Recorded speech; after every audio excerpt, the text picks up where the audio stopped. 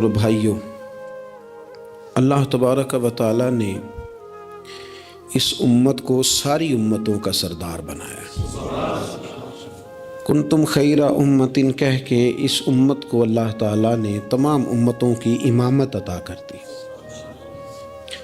رب کریم نے نبی کریم علیہ السلام کے صدقے سے ہم گناہگاروں کو بھی وہ فضیلت عطا کی جو حضور کے غلاموں کو نصیب ہے۔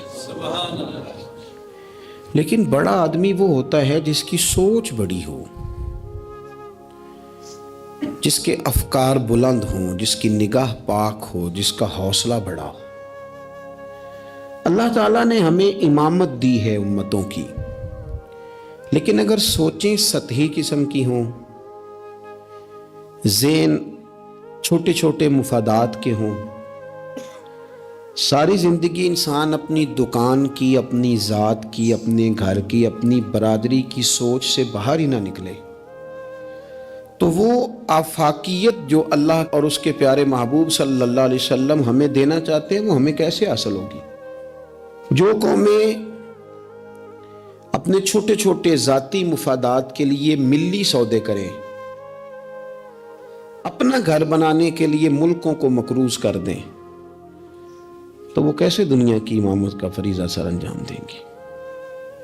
ساری زندگی اگر انسان اس رٹے سے باہر نہ آئے کہ میں کیسے اونچا ہو سکتا ہوں، میرے بچے کیسے آگے جا سکتے ہیں، مال کیسے کما سکتا ہوں، یہ میرا گھر بہت بڑی حویلی میں کیسے بدل سکتا ہے، فیکٹری 1 کی 4 کیسے ہو سکتی ہیں، اور کوئی ملی کام ہی نہ کرے، تو وہ آفاقیت جو اسلام چاہتا ہے وہ کیسے پیدا ہوگی؟ اقبال کہنے لگے کہ عجب نہیں کہ خدا تک تیری رسائی ہو، پر تیری نظر سے پوشیدہ ہے آدمی کا مقام۔ تو بندے کو ہی نہیں سمجھ سکا تو وہاں تک تو کیا جائے گا؟ جب تک سوچوں میں وسعت نہیں آتی۔ دیکھیں نا، ڈاکٹر اقبال ہمیں کہتے ہیں کہ بازو تیرا توحید کی قوت سے قوی ہے، تو وطنوں میں سرحدوں میں اپنے آپ کو قید نہ کر، تو اللہ تبارک و تعالیٰ کا نائب ہے اور خدا کے فضل کا تیرے اوپر سایہ ہے، بازو تیرا توحید کی قوت سے قوی ہے، اسلام تیرا دیس ہے اور تو مصطفی ہے۔ تو اپنے مذہب کو اسلام جان، اپنے وطن کو، اور تھوڑی بڑی سوچ پیدا کر، تھوڑا بڑا۔ اور اقبال کہنے لگے وقت فرصت ہے کہاں، کام ابھی باقی ہے،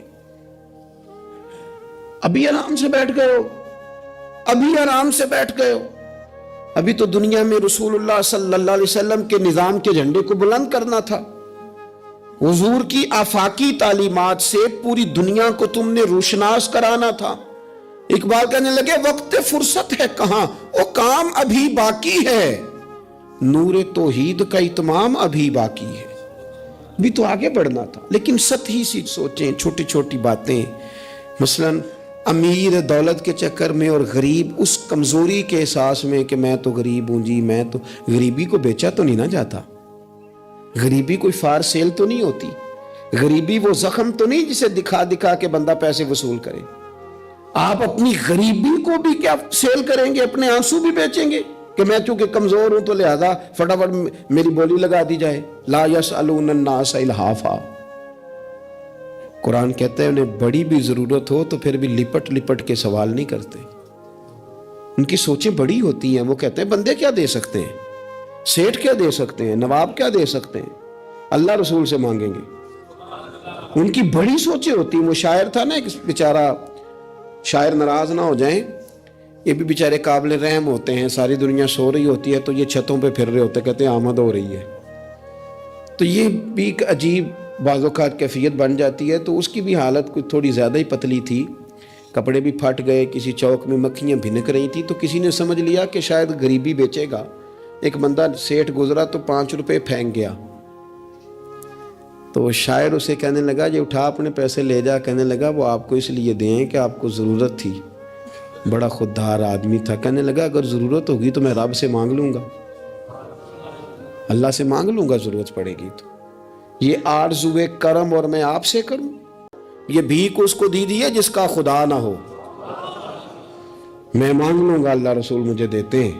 خودداری، عزت نفس، بڑی سوچ، بلند افکار، یہ ذات کا جو چنگل ہے نا، اس سے اپنے آپ کو آزاد کیا جائے. میری بات بن جائے، مجھے کو چودھری مان جائے، مجھے کو بڑا مان جائے، کسی کو پتہ چل جائے تعلق ہے، کسی کو پتہ چل جائے فلانے کا نام آتا ہے، کسی کو میں بھئی آپ کمزور ہو جائیں گے، آپ تو بھیک اور خیرات مانگنے لگیں گے عزت کی. آپ کس چکر میں پڑ گئے؟ آپ اپنے ذہن کو بڑا کریں، نگاہ کو بلند کریں، معاملات اس طرح کے کریں. دیکھیں قرآن مجید کیا فرماتا ہے. اللہ کریم نے فرمایا کہ بندوں کی شان یہ ہے کہ وَيُطْعِمُونَ الطَّعَامَ عَلَىٰ حُبِّهِ، وہ لوگوں کو کھانا کھلاتے ہیں پر اللہ کی محبت میں کھلاتے ہیں. کھلاتے لوگوں کو ہیں، پیار پانا چاہتے ہیں رب کا. مسکینم و یتیمم و اسیرا، مسکین کو بھی، یتیم کو بھی اور قیدی کو بھی. کبھی اگلی آیت پر آپ غور کریں نا، فرمائے انما نطعمکم، بے شک وہ کھانا کھلاتے ہیں لوجہ اللہ، اللہ کی رضا کے لیے.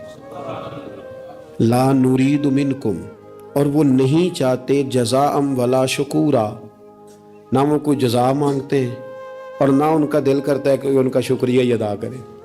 شکریہ کے لفظوں کا تکلف بھی نہیں چاہتے. ولا شکورا، شکریہ کے جملے بھی کوئی بولے انہیں پسند کیوں؟ اس لیے کہ انما نطعمکم لوجہ اللہ، کیونکہ کھلایا جو اللہ کے لیے ہے. پھر کسی کو کہنا میرا احسان مند بن، شکر گزار ہو، یہ بات درست نہیں ہوتی. میرے عزیز تھوڑی سی نا بڑی سوچ، ضروری نہیں کہ آپ سماجی ہوں، سیاسی ہوں، آپ کا بڑا رکھ رکھاؤ ہو، یہ کوئی ضروری ہے. آپ کی سوچ بڑی ہو، ذہن میں وسعت ہو، آپ غریب آدمی ہو بھلے، آپ بات ملی کریں، آپ کو احسار کرنا آتا ہو. میں نے پچھلے جمعے بتایا تھا کہ ایک صحابی نے بھوکے رہ کے مہمان کو کھانا کھلایا. ان کی اپنی حالت یہ تھی کہ ایک وقت کا کھانا نہیں تھا. آپ کے مزاج میں وسعت ہو، مزاج میں. بخاری شریف میں حدیث ہے، نبی پاک صلی اللہ تعالی وسلم کے سامنے سے ایک شخص گزرا. کریم محبوب علیہ السلام نے لوگوں سے پوچھا کہ اس کے بارے میں تمہاری کیا رائے ہے؟ عرض کی یا رسول اللہ بہت وزادار آدمی ہے، بڑا باوقار ہے، کوئی بھی بات کرے تو لوگ توجہ سے سنتے ہیں، کہیں پیغام نکاح دے تو اسے رشتہ مل سکتا ہے، کسی کی سفارش کرے تو قبول کی جا سکتی ہے. حضور زیر لب ہلکا سا مسکرائے اور خاموش ہو گئے. بڑے بڑے سیاسی سماجی لوگ ہوتے ہیں نا شہروں میں، وہ بیچارے مطلب ان کا بس نہیں چلتا، کسی کی منت کریں کہ کہہ 2 دفعہ مجھے چودھری صاحب، گزارش کریں، کسی کا ترلا کریں کہ مہربانی کر 2 دفعہ کہہ دے میں بڑا آدمی ہوں، بول دے صحیح. شیخ سعدی کہتے ہیں جس طرح لکڑی کو گھن کھا جاتی ہے، بڑے لوگوں کو خوشامد کھا جاتی ہے، کھوکھلا کر دیتی، صلاحیتیں ضائع ہو جاتی، تعریف کا اتنا شوق لگ جاتا ہے، اتنی لت لگ جاتی ہے تعریف کی. تو حضور خاموش ہو گئے. تھوڑی دیر کے بعد ایک غریب آدمی گزرا، یہ بخاری ہے. نبی کریم صلی اللہ علیہ وسلم نے فرمایا اس کے بارے میں تمہارا کیا خیال ہے؟ عرض کی یا رسول اللہ یہ تو غریب آدمی ہے، سادہ آدمی ہے، یہ کوئی بات کرے تو لوگ توجہ سے سنے نہ، پیغام نکاح دے تو کوئی اسے رشتہ بھی نہ دے، اور حضور یہ سفارش کرے تو قبول بھی نہ ہو. ایک بندہ پہلے گزر گیا جس کے بارے میں یہ تھا کہ بڑا جناب لوگ اس کو جانتے ہیں، اس کی بات سنی جاتی، سفارش مانی جاتی، پیغام نکاح دے تو رشتے ملتے. اس کے بارے میں بالکل دوسرا مترادف اور الٹ تبصرہ کیا گیا، یا رسول اللہ یہ غریب آدمی ہے، اس کی وہ وزاداری نہیں. اب نتیجہ حضور نے بیان کرنا تھا، رزلٹ نبی پاک نے دینا تھا. حضور فرمانے لگے وہ جو تم نے کہا نا کہ بڑا وزادار ہے اور سفارشیں مانی جائیں اور پیغام نکاح قبول کیے جائیں، فرمایا اس طرح کے بندوں سے زمین ساری بھر بھی جائے تو پھر بھی یہ جو غریب گزرا ہے نا، یہ ان سب بندوں سے زیادہ افضل ہے. آپ کا کیا خیال ہے کہ نام کی تختیاں زیادہ لگی ہوں تو بندے کا روب زیادہ ہے، اس نے بڑے افتتاح کیے ہوں تو اس کا روب زیادہ ہے؟ تو میرے عزیز آپ بڑی سوچ، وسعت والی، بڑا کلیجہ، بڑا حوصلہ. نبی پاک صلی اللہ تعالی علیہ وسلم نا بڑی باتیں ارشاد فرماتے تھے. حضور کی کوئی ایک حدیث بھی، کبھی ایک حدیث پر بھی غور کرو گے تو عالمی سوچ ملے گی آپ کو، آفاقی بات، اس میں دنیا کی ساری حکمتیں پنہا نظر آئیں گی آپ کو. لیکن مسلمان اپنی گلی سے باہر نہیں آتا، اپنی برادری سے باہر نہیں آتا. اس کو یوں لگتا ہے کہ میرے گھر پیسے آ گئے نا، ایسی ہوا چلی ہے کہ ہر شخص سوچتا ہے اور تمام شہر جلے، بس ایک میرا گھر نہ جلے. حالانکہ سارے جل گئے تو کس کے ساتھ زندہ رہے گا؟ بستیاں اجڑ گئیں تو کدھر جائے گا؟ آپ اپنی مزاجوں کے اندر وہ وسعت لائیں، وہ بڑائی پیدا کرے. اٹھ باندھ کمر کیوں ڈرتا ہے, پھر دیکھ خدا کیا کرتا ہے. درویش نے لکھا ہے, وہ کہتے ہیں ایک شخص نے نا, بس تمثیل سمجھانے کے لیے ہوتی ہے نا مثالیں. ایک شخص کسی چیز کی تلاش میں تھا, وہ چیز پہاڑوں پہ ملتی تھی. پہلے بھی کئی لوگ گر گئے, سمجھ لیں کوئی پھل تھا, کوئی جڑی بوٹی تھی, کوئی چیز تھی, پہاڑ بڑا اونچا تھا, وہاں سے ملنی تھی. یہ بھی گیا اس کی تلاش میں. تو یہ جب ایک پہاڑ پہ چڑھا تو ڈھلان تھی, پاؤں پھسل رہے تھے. اس نے ہمت نہیں آ رہی, اس نے نا کدال پکڑا, سامان پکڑا لوہا کاٹنے کا. اس نے وہ پہاڑ کاٹ کے تو وہاں 50-60 سیڑھیاں بنائیں. پھر اگلے پہاڑ پہ گیا تو وہاں بھی پیر پھسلتے تھے, ڈھلان تھی, چڑھا نہیں جا سکتا تھا. اس کو بھی کاٹا, 50-60 سیڑھیاں بنائیں. تیسری پہ گیا تو اس کو بھی کاٹا, سیڑھیاں بنائیں. اب بڑے زمانے لگ گئے, کمزور ہو گیا, بوڑھا ہو گیا, موت کا وقت آ گیا. کسی پوچھنے والے نے کہا کہ تجھے ملا کیا؟ 3 پہاڑ کاٹ کے تو نے سیڑھیاں بنائی, تو پہنچ سکا نہیں, ملا کیا؟ کہنے لگا تمہیں پتہ ہی نہیں میں کامیاب کتنا ہوا ہوں. میں نے اکیلے نے وہ چیز نہیں پانی تھی, اس کو پورے شہر کی ضرورت تھی. جہاں تک میں نے بنا دیا ہے نا, اب جو سفر شروع کرے گا اسی اگلا سفر شروع کرے گا. اور میں نے 3 سیڑھیاں تو زندگی میں بنا دی ہے نا, 3 تو میں نے بنائی ہیں. اب جو سفر شروع کرے گا وہ اس سے, اور میں کامیاب ہو کے جا رہا ہوں, میں نے اپنے حصے کا کام کر دیا. میں یہی کر سکتا تھا, یہی مالی دا کم پانی دینا, اوتے پر مشکاں پاوے, اگوں خالق دا کم پھل پھل لانا, لاوے یا نہ لاوے تو ڈیوٹی تو کرنا, اپنی تو ڈیوٹی نہیں کرتا. ایک بابا جی بوڑھے تھے, ہاتھ کانپ رہے تھے ہاتھ, تو درخت لگا رہے تھے. ایک سیانا بندہ گزرا, اس نے کہا بابا جی نا آپ نے پھل کھانا ہے, اتنی محنت کی کیا ضرورت ہے؟ وہ کہنے لگا پتر, ہمارے پچھلوں نے لگائے تھے نا, ان کے پھل ہم نے کھائے ہیں. ہم سوچتے ہیں کہ ہم خود غرض نہ مر جائیں, ہم بھی کوئی پھل لگا دیں, چلو آنے والی نسلیں ہی کھا لیں گی. میں اگلی نسل کا سوچ رہا ہوں. بھائی ملی سوچے, قومی, آپ کچھ تو کر جائیں ایسا کہ پھر آنے والوں کو صفر سے نہ شروع کرنا پڑے. کوئی تو ایسی منزل ہو, کوئی تو ایسا رستہ ہو, کچھ تو آپ بنا کے دے جائیں, کچھ تو آپ کر جائیں. امام بخاری ہمیں بخاری بنا کے دے گئے, انہوں نے کہا لو میں تمہیں حضور کی سیدی سے جمع کر کے دے رہا ہوں, اب تشریح کرتے رہنا, اب پڑھتے رہنا, قیامت تک سناتے رہنا. لیکن وہ ہمارا یہ والا سفر انہوں نے ختم کر دیا کہ ہم جائیں, جا کے حدیث تلاش کریں, ڈھونڈ کے لائیں, اس کی صحت پر بحث کریں. او بھائی, ہمارے بزرگوں نے جتنا کام کیا نا, ہمارے اسفار آسان کیے, ہمیں کچھ ملی کرنا چاہیے. باتیں میں نے کہا سمجھانے کے لیے ہوتی ہیں. جب صحابہ مدائن کی جنگ میں تھے نا,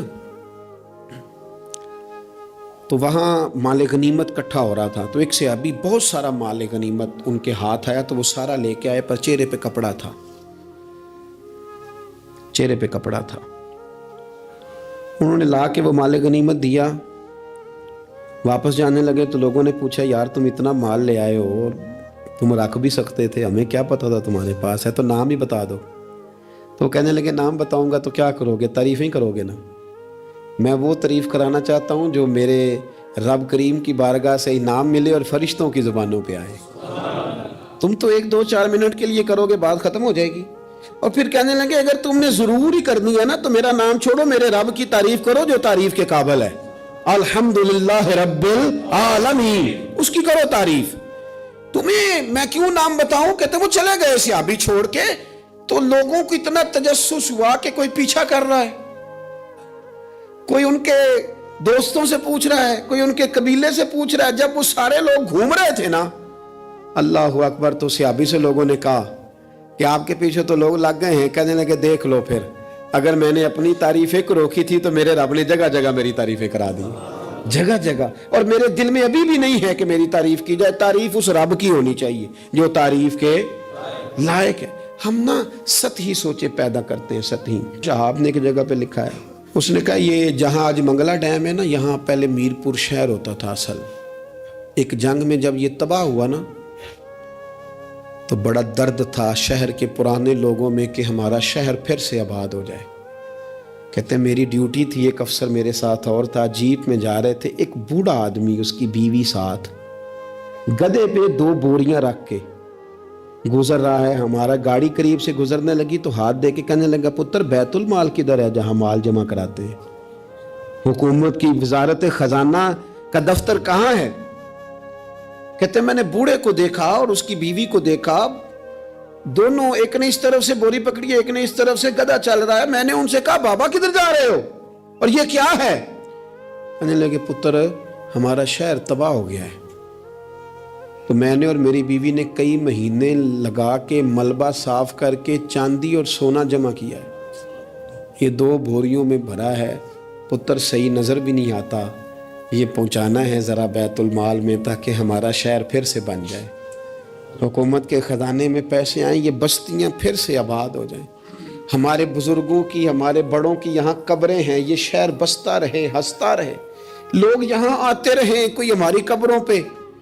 कहते मैंने बाबे के हाथ देखे तो छाले से भरे हुए, उसके कपड़े देखे तो फटे हुए, बोरी सोने की भरी हुई। कहते मैं रो पड़ा।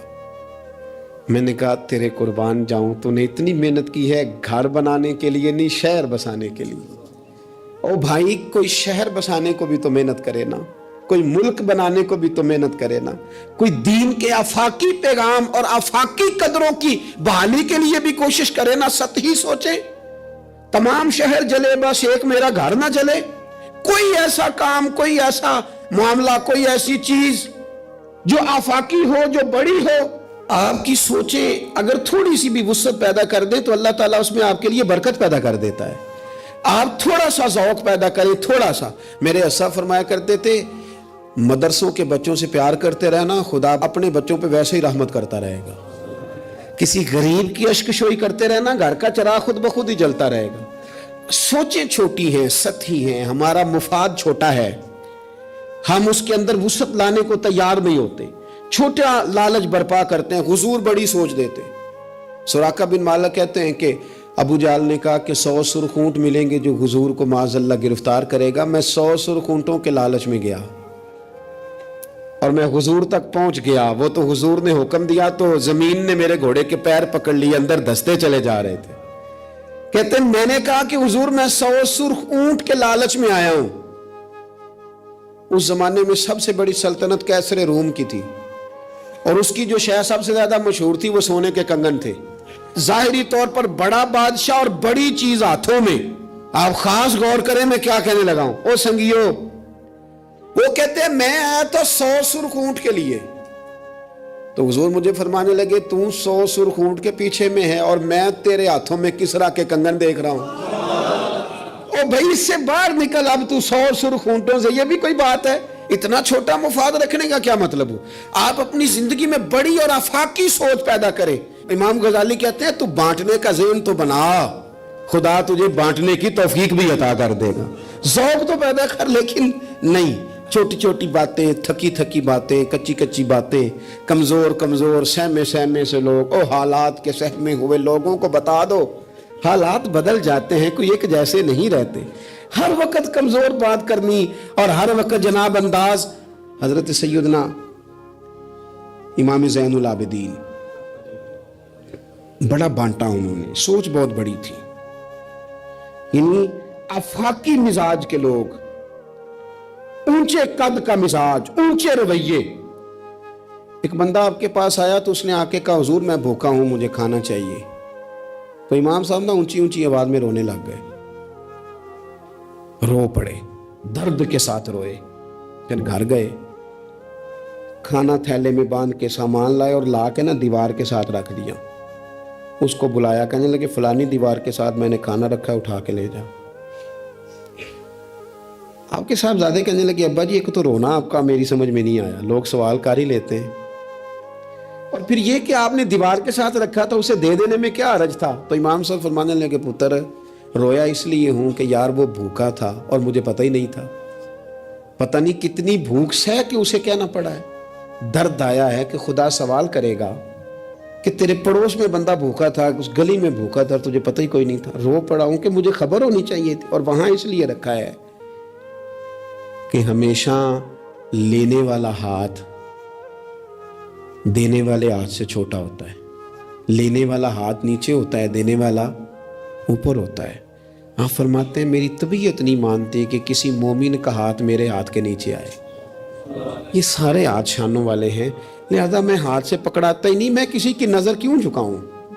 کیوں کسی کو اس طرح کا کروں کہ اس کی نظریں جھک جائے میرے سامنے کہ مجھے اس نے دیا ہے اور وہ شکر گزار بنے. میں یہ کام، اس کسی نے کہا تھا نا کہ یوں تو ہر ایک کو شیطان سے ڈر لگتا ہے، اور مجھ کو اس دور کے کچھ انسانوں سے ڈر لگتا ہے، اور جس کی ہر بات میں پوشیدہ ہو نشتر کی چبھن، ایسے ہر صاحب احسان سے ڈر لگتا ہے. اس نے احسان کر کے پھر نشتر چبھونے، اس سے ڈر آتا. فرمایا میں نہیں چاہتا. اتنی بڑی سوچیں جب لوگوں کی ہوتی ہیں تو پھر میرے بھائی انداز اور ہوتے ہیں. کچھ لوگ ایسے ہوتے ہیں کہ وہ پہلے قوم کا درد رکھتے ہیں، لیکن پھر جب انہیں دولت مل جاتی ہے، کوئی عہدہ مل جاتا ہے، پھر اس طرح کے نہیں رہتے. بعض لوگ پہلے نیک ہوتے ہیں، بڑے پرہیزگار ہوتے ہیں، غریبوں کا درد رکھتے ہیں، ان کی سوچیں سلجھ، پھر ان کو عہدہ مل جاتا ہے، پھر آہستہ آہستہ وہ کہنے لگ جاتے ہیں سارا ٹھیک ہے جی، کدھر ہے مہنگائی؟ کچھ بھی نہیں. جب بندہ جب تک کرائے کی گاڑی میں سفر کرتا ہے تب تک تو وہ کہہ رہا ہوتا ہے کہ کتنا کرایہ بڑھا دیا آپ نے، 5 روپے اضافہ کر دیا. اور جب وہ اپنی گاڑی میں بیٹھے، پھر وہ جو بس کے پیچھے ہوتے ہیں وہ بیوقوف نظر آتے ہیں. کیوں؟ اب تو اس کے پاس پجارو ہے، اس کو کیسے وہ لوگ اب بھلے نظر آئیں گے. لیکن وہ بھائی ابھی بھی ہیں کچھ گھر جہاں رات کو یہ ڈسکس ہوتی ہے کہ شادی آ گئی ہے ملتان، تو کرایہ کہاں سے پورا کرنا ہے؟ کرایہ تھوڑا ہے، لہذا بچے رہنے دو، خود چلے جاتے ہیں، وہاں کچھ دینا دلانا بھی پڑے گا. ابھی بھی ہیں لوگ جو بیچارے ادھار پکڑ کے بیاہ پہ کرایہ لگاتے ہیں، لیکن جب سوچ کسی کی وہ رہتی نہیں. عبد الملک بن مروان بڑا نیک کہلاتا تھا، فقہا میں شمار ہوتا تھا. اتنی مسجد میں بیٹھ کے عبادت کرتا تھا کہ اس کو حمامت المسجد، مسجد کا کبوتر کہنے لگ گئے لوگ. لیکن پھر اس کے خلیفہ بننے کا اعلان ہوا. جس دن اعلان ہوا اس دن بھی مسجد میں بیٹھا تھا. پھر اس نے قرآن مجید رکھ کے نا الماری میں، تو کہنے لگا لگتا ہے اب میری اور قرآن کی جدائی ہونے لگی. پھر وہ یہی شخص تھا جس نے حجاج بن یوسف جیسا ظالم آدمی گورنر بنایا. یہ وہی تھا جس کے دور حکومت میں حضرت عبداللہ بن زبیر جیسے لوگ شہید کیے گئے. بس وہ کیفیت ہی نہیں رہی. منصب مل گیا، عہدہ مل گیا تو ختم ہو گئی بات. لیکن کچھ لوگ حضرت عمر بن عبدالعزیز کی طرح کے بھی آئے، اتنا قیمتی لباس پہنتے تھے کہ دنیا عش کر اٹھتی تھی، لیکن وہی عمر بن عبدالعزیز تھے کہ جب خلیفہ بنے تو پھر انہوں نے کہا اس طرح کا پہنوں گا جس طرح کا میری رعایا کا غریب آدمی پہنتا ہے. بیوی سے کہنے لگے مجھے رکھنا ہے کہ مال دولت رکھنا ہے؟ اس نے کہا آپ کو رکھنا ہے. وہ ایک خلیفہ کی بیوی، ایک بادشاہ کی بہن، ایک بادشاہ کی بیٹی تھی، پر سارے زیور خیرات کر دیے، غریبی کی زندگی گزاری. کچھ لوگ نہیں بدلتے، کچھ عہدہ آ گیا، مال آ گیا، روح بھی بدل گیا. کہانیاں ہی اور ہو گئیں. یعنی گاؤں سے آ کر پڑھنے والے بھول ہی گئے کہ کس کی ماں نے کتنا زیور بیچا تھا. پھر ان کے حالات ہی بالکل تبدیل ہو گئے، انہیں پتہ ہی نہیں ہم کیا تھے. سنو نا، حضرت صدیق اکبر رضی اللہ تعالیٰ عنہ کچھ بچیوں کا دودھ عصر کے وقت جا کے دھو کے آیا کرتے تھے، ان کو دیتے تھے. جس دن خلیفہ بن گئے تو ایک بچی نے آ کے پوچھا حضور اب وہ بکریوں کا دودھ کون دھویا کرے گا؟ تو آپ فرمانے لگے کیا خلافت مجھے خدمت خلق سے روک دے گی؟ وہ کام میں اپنی آخرت کے لیے کرتا تھا، کرتا ہی رہوں گا، میں نہیں بدلوں گا، میں وہی ہوں حضور کا غلام. بلکہ کنز المال میں ایک روایت تو ایسی ہے کہ کلیجہ منہ کو آتا ہے. ایک اونٹ گم ہو گیا مال غنیمت کا. سیدنا فاروق اعظم اونٹ ڈھونڈتے ہیں، کبھی ادھر بھاگتے ہیں، کبھی اور میری ذمہ داری ہے، مجھ سے قیامت میں سوال ہوگا، اور یہ مسلمانوں کا مال ہے، میں اس کا امین. ادھر بھاگتے ادھر بھاگتے ادھر بھاگتے. ایک شخص نے کہا حضور آپ بیٹھ جائیں، کسی غلام کی ڈیوٹی لگائیں. 24 لاکھ مربع میل پر حکومت، علم بھی، فضل بھی، تقوی بھی، اور سب سے بڑھ کر عمر وہ ہے جن سے اللہ بھی راضی، رسول اللہ بھی راضی صلی اللہ تعالی علیہ وسلم. حضرت عمر سے کہا بیٹھ جائیں، غلام کی ڈیوٹی لگائیں. حضرت عمر نے رخ پھیر کے دیکھا اور اس بندے کی طرف دیکھ کے کہنے لگے میں بھی تو ایک غلام ہی ہوں. کیا ہوں میں؟ ایک غلام ہی ہوں. میں ایک غلام ہی ہوں. ایک تے محل چڑھایا سانیاں، غلام ہی ہوں میں. کیا ہوں میں؟ جب آپ نے یہ لفظ کہے تو وہ بندہ کہتا ہے نارمل بات تھی، میرے بھی آنسو نکل آئے. یار یہ بھی کوئی انداز ہوتا ہے. لیکن بھول گئے لوگ، اپنوں کو بھول گئے، اپنوں کو بھول گئے، اپنے قریبیوں کو بھول گئے. دولت آئی تو پھر وہ محلہ پسند نہ آیا، پھر گھر سوسائٹی میں بن گیا، پھر یار بدل گئے، پھر رشتہ داریاں بدل گئیں، پھر حالات اور ہو گئے. اپنی سوچیں بڑی کریں، ذہن بڑا کریں، اپنے اندر تغیر نہ لائیں. آپ آفاقی بن جائیں، ذہن بڑا ہو تو خدا عطا بھی بڑا ہی کرتا ہے. اللہ سمجھنے کی توفیق عطا فرمائے. آخر دعوانا